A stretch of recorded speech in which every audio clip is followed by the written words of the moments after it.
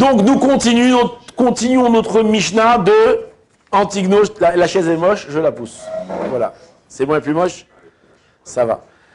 Antignos Issocho, c'est un personnage très intéressant. D'accord? Donc la troisième Mishnah, donc on a rapporté l'enseignement qu'il a dit.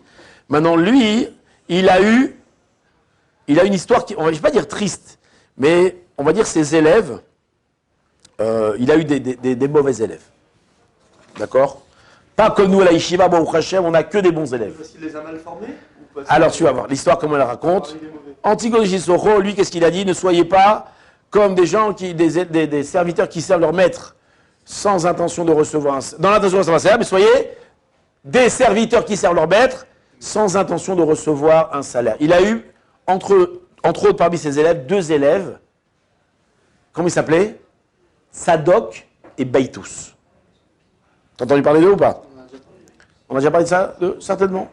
Oui, on en a parlé la dernière fois. Sadok et Beitous, c'était deux grands élèves. Maintenant, eux, ils vont mal comprendre leur Rav. Comme ça, Chazal, ils nous disent qu'ils ont compris que quoi? Qu'il n'y avait pas de monde futur, qu'il n'y avait pas de salaire. Pourquoi notre maître, il nous dit qu'on ne doit pas servir dans l'intention de recevoir un salaire? C'est parce qu'il n'y en a pas. Comme ça, ils ont compris. Regarde, leur erreur, elle est beaucoup, beaucoup plus profonde que la façon dont je le dis.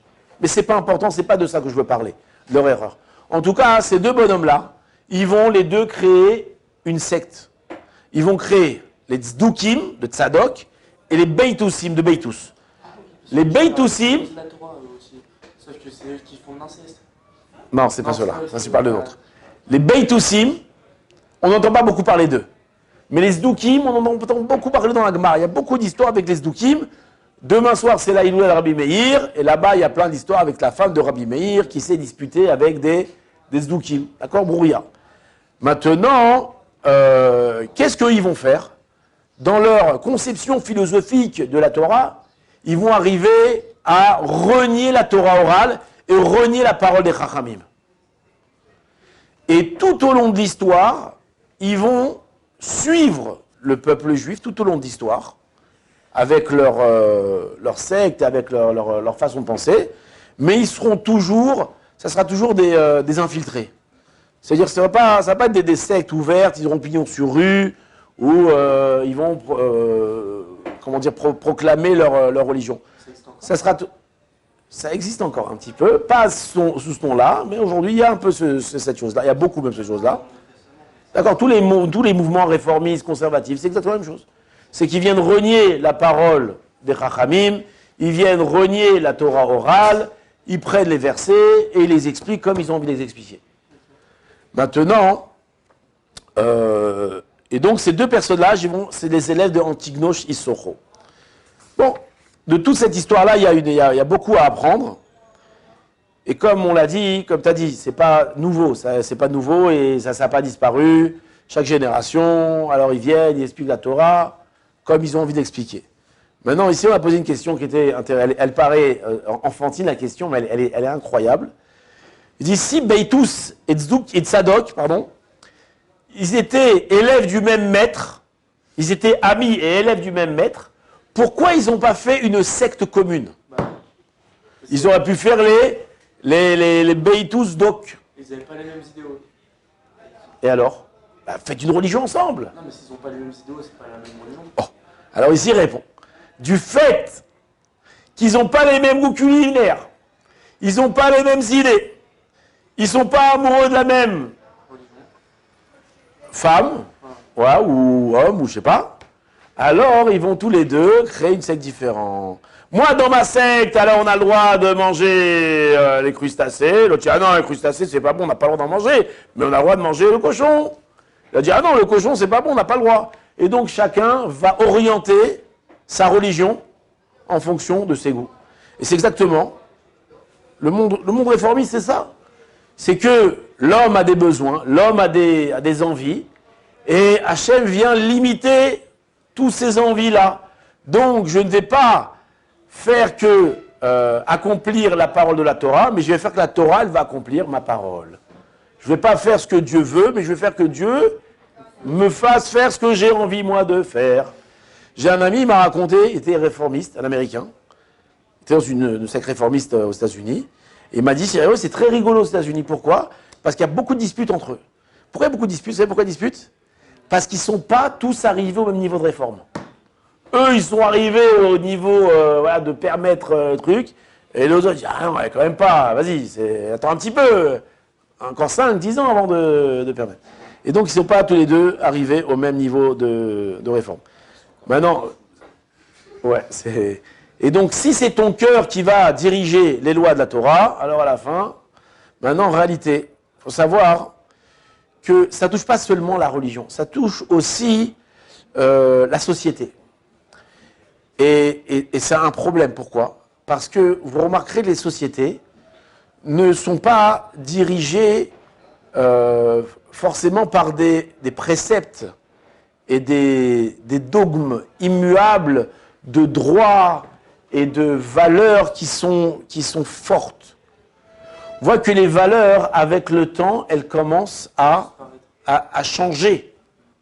Le Rav Eman, lui, toujours, il donnait l'exemple, enfin toujours, j'ai entendu une fois, mais dans un exemple, il disait par exemple, l'avortement, c'est bien ou c'est mal? Quoi comme ça? C'est mal, mais c'est une situation... Sans parler des situations compliquées. Une femme, elle a besoin de partir en vacances, elle va avorter parce qu'elle ne va pas rentrer dans son maillot de bain. Elle peut avorter ou pas? Bah non. Mais l'avortement en soi, c'est... Hein? Mais même si... Parlez pas comme des religieux. Ah, laïque, c'est bien ou c'est pas bien l'avortement? Pourquoi? Ah, laïque, c'est bien. Laïque, c'est pas éthique. Ça dépend si ça prend 40 jours ou pas. Alors, sachez qu'en France, avant Simone Veil, c'était puni de peine pénale. Quelqu'un qui a avorté, il allait en prison. Aujourd'hui, c'est remboursé par la sécurité sociale. Bah ouais. Donc l'avortement, c'est bien ou c'est pas bien? Bah aujourd'hui, c'est bien. Et avant? Non. Alors quoi, le bien et le mal, ils ont une... Non, parce qu'en fait, aujourd'hui, le peuple, déjà, il demande d'autres choses. Bon, ça veut dire que quoi? Que les principes de vie, ils changent en fonction de quoi? Non, mais la société... Et en fonction de quoi? En fonction de mes envies. Donc si demain, dans leurs envies, ils vont vouloir, je sais pas, faire un truc atroce, alors quoi, on va voter dans les lois et on va rentrer ça? C'est terrible. Et si on part dans le principe où l'homme devient de plus en plus, je ne vais pas dire taré, mais de plus en plus, il y a des choses quoi. Internet, machin, toutes ces choses-là, ils viennent un peu nous bousiller un peu le cerveau. Ouais. À quoi elles vont ressembler les lois demain? Ah non, mais demain, je ne sais même pas à quoi ça va ressembler, même sans parler des lois, il y a plein d'autres trucs qui font peur à part les lois. Donc c'est pour ça que si on n'a pas des... vous savez que j'ai entendu un truc incroyable, c'est qu'il y a plein de pays, il y a de moins en moins d'enfants. L'Allemagne, le Japon, la Corée du Nord, Taïwan, j'ai entendu encore d'autres. Même la Chine, ils commencent à... Pourquoi? Il dit parce que d'abord les gens sont plus... Alors, comme ça le bonhomme il disait expliquer, parce qu'on a développé que les gens ils sont plus renfermés sur eux-mêmes. Et on a plus développé le plaisir seul, ça veut dire avec les machines, les appareils, tout ça. Il y a beaucoup moins de notions de famille. Et donc les gens ne veulent plus casser la tête à créer des familles, tout ça. Donc en réalité, l'humanité elle est en train de... Terrible. Donc pour revenir à quoi? Que si on laisse nos cœurs diriger les lois, alors aujourd'hui, j'interdis parce que mon cœur me dit non, mais demain je vais permettre. Vous savez exactement ce qu'il a fait marcher, moi, Hitler. Hitler, lui, qu'est-ce qu'il a changé? Il a changé les notions du bien et du mal. Avant, on devait protéger les gens, ne pas tuer, etc., etc. À la fin, il a créé une société, il a dit non, on va changer. Le bien, c'est ça, et le bien, c'est quoi? Le bien, c'est tuer les juifs, tuer les handicapés, tuer les tziganes, tuer les homosexuels, tuer tout ça. Et les Aryens, les grands blonds aux yeux bleus, c'est eux les... Il a changé les dômes de la morale. En tout cas, juste pour finir une petite histoire, parce que c'est un petit peu cavette comme... Il y a un jour, il y a un grand concours de manteaux de Sefer Torah. Donc on a demandé à plein de dames de la communauté de fabriquer un manteau de Sefer Torah. Parce que c'est un manteau de Sefer Torah, les Ashkénazis ont un manteau. Alors, ils sont tous étalés devant nous. Et qui c'est qui va gagner? Alors, c'est qui va gagner ici? On a marqué le nom de la dame. C'est madame.